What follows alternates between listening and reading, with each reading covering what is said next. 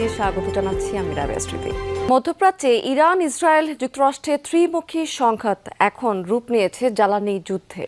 শুরুতে লক্ষ্যবস্তু সামরিক স্থাপনা থাকলেও এখন পরস্পরের জ্বালানি স্থাপনা টার্গেট করে চলছে পাল্টাপাল্টি হামলা। শুধু সামরিক দিক থেকেই নয়, বরং অর্থনৈতিকভাবেও একে অপরকে পঙ্গু করার চেষ্টা চালাচ্ছে ওয়াশিংটন, তেল আবিব এবং তেহরান। হামলা হয়েছে বাহরাইন, কাতার, সৌদি আরব এবং আমিরাতে। এদিকে মধ্য ইসরায়েলে আইআরজিসির হামলায় প্রাণ গেছে একজন ইসরায়েলির।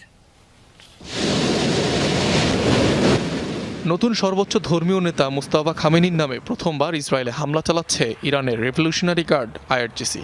ছুটছে খাইবার শেকান, খোররাম শাহর মতো একের পর এক অত্যাধুনিক ব্যালিস্টিক মিসাইল। যুদ্ধ শুরুর পর এ নিয়ে ৩০ দফা হামলা তেহরানের। তেল আবিব সহ ইসরায়েলের বন্দরনগরী হাইফা এবং মধ্যাঞ্চলের বিভিন্ন এলাকায় সফল আঘাত হানে এসব ক্ষেপণাস্ত্র। টার্গেট করা